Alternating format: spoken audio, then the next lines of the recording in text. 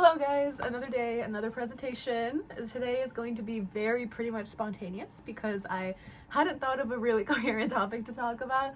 It was a great day, but so far the largest notable thing that happened is that Jay drove us to Burger King today, and I really don't feel like doing a presentation on Burger King. It didn't, really stick out to me that much. Maybe someday I'll do something about the history of Burger King, but I didn't really have the time for that today. As soon as I came back from Burger King, we went back to studying big O notation and, trees and hash tables and whatnot.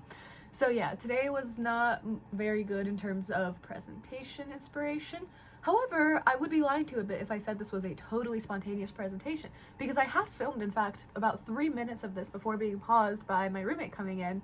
And at first, I tried to recover myself after she left, dropping where I started off, but I figured, why not take this chance to just re-record the whole thing? And so the cohesion that hopefully is shining through a little bit through the first part of this video is because I've already recorded this part once, and I've said exactly what I want to say in 3 minutes in genuinely about 1 minute. So maybe I should get into the habit of presenting this one time in front of a mirror before getting in front of a video. I'm not sure if that destroys the point of the video, but there is a great argument to be had about the importance of first drafts, or the first drafts are better than the final, where first drafts are stronger than the final in a lot of cases, because if you're not doing your first draft for an assignment or for a word count or something like that, your first draft fundamentally is like it really essentially, I feel, more often what you want to say, and as you finalize it, you reduce ideas that at your discretion. You're reducing these ideas at your discretion, but what if your discretion wasn't the most optimal way to convey some idea that you have,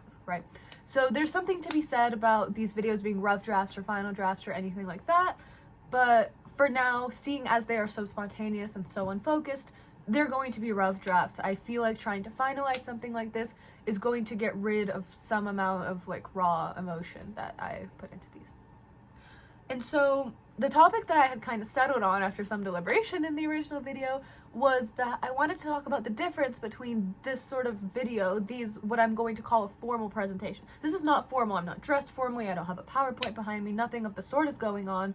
But I'm going to call this a formal presentation to distinguish it from something I'm going to call a rant, which is basically just freestyle talking. An idea clicks with you and you just follow that entire chain of thoughts until you exhaust yourself, or in this case, I exhaust my 10 minutes, which are going to be 9 minutes and 30 seconds, by the way, because I went 30 seconds over time on the first video.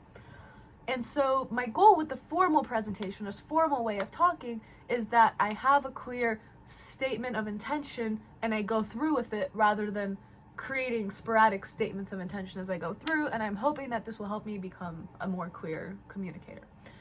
And so the original decision that I had made in the video was to, like I mentioned before, talk about the difference between a formal presentation and a rant.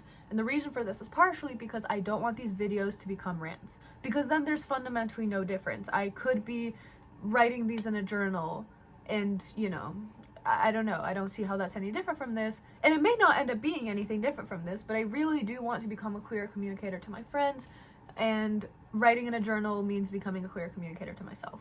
And while that may be an important step in the process, I don't fully understand that now. Future me, if you're watching this and you figure something out, let me know. Or let me know. So yeah. And rants, I realize, arise very sporadically, and it's difficult to control when they start. For example, randomly at 6 p.m. today, approximately 6 p.m., when I go pick up my Rondé order, someone held the door open for me. And I was like, that happens. Sure, I hold the door open for people all the time. And I'm not sure why my mind made this connection, but Michael literally did not have a selfless bone in his body. We went to Burger King today. Jay, Mia's boyfriend, took us to Burger King, and he paid for all of our meals. He fully drove us there, drove us back, no complaints, no questions, no nothing. And he seemed like he enjoyed every second of it. It didn't feel like we were forcing him to go or we dragged him along or anything like that. We were all, just the four of us, were having a genuinely incredible time. And I was taken aback by this amount of selflessness. I was surprised when he never gave us a phone number to sell bag, or he never brought it up in conversation, nothing of the sort. And I was surprised, and it made me realize that Michael did not have a selfless bone in his body. Everything he did was for me to return it back. That's what this feels like. And so that's the thought. That's the sort of spark I had in that exact moment.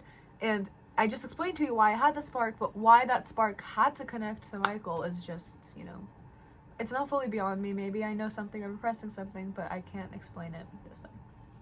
So the sparks are going to happen no matter what. I understand that. That has to do with the associations I talked about in my last video, actually, that you see something and it reminds you of someone, and you want to continue this pattern of being reminded of somebody, when really the best thing would be just stop it in its tracks right there.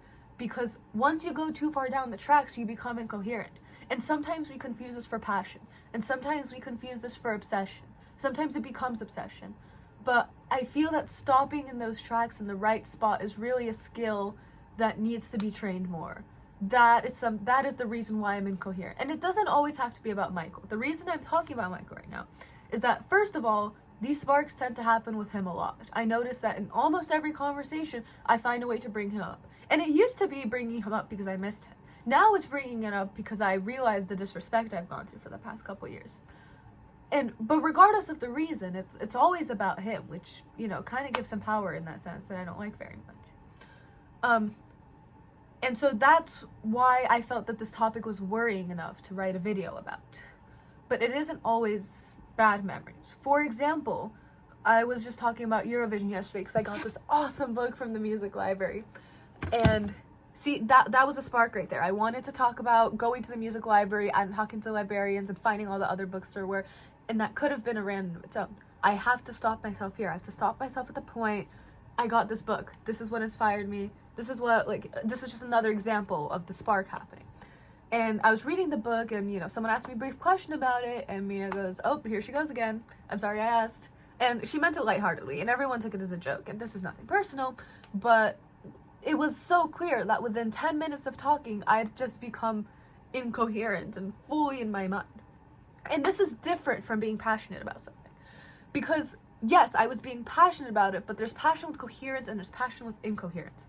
And passion with incoherence is really only useful to yourself. Part of being interested in something is being able to convey to other people that it is interesting. Now, you don't necessarily have to convince them that it's interesting, and if you like something that other people don't find interesting, that is your right to do so, and, you know, all the power to you. But if you are genuinely interested in something, when I am personally genuinely interested in something, let's put it this way, I feel the need to express to everyone that this is something interesting. And I tend to do so through my emotion. I tend to do so by talking really quickly, and I try to, you know, higher my voice and jump up and say all these things. But what I'm really doing is I'm pulling them away from this. I'm pulling them into my emotion. They understand that I'm happy and I'm excited, but they don't understand what I'm happy and I'm excited about. And that's the core. The core is that they need to understand what I'm enjoying so much about the media I'm watching, why Novocaine is suddenly my favorite movie of all time, why I want to learn about Intervision, why it's so important that Intervision is happening again.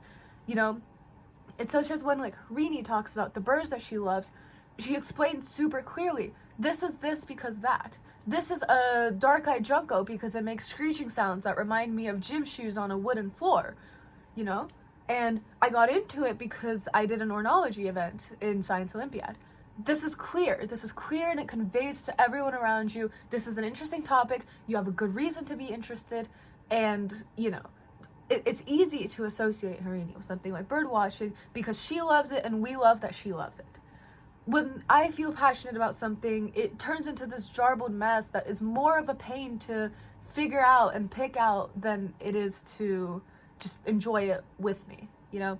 And I'm running a little bit short on time. There are a lot of counter arguments to be had. For example, that sort of enjoyment, is that really just filtered enjoyment so that others perceive you well? Is it fair to be completely unfiltered, like, completely unfilteredly passionate about something?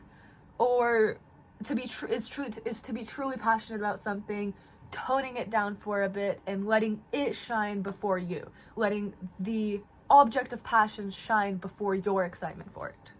And that's all. Thank you.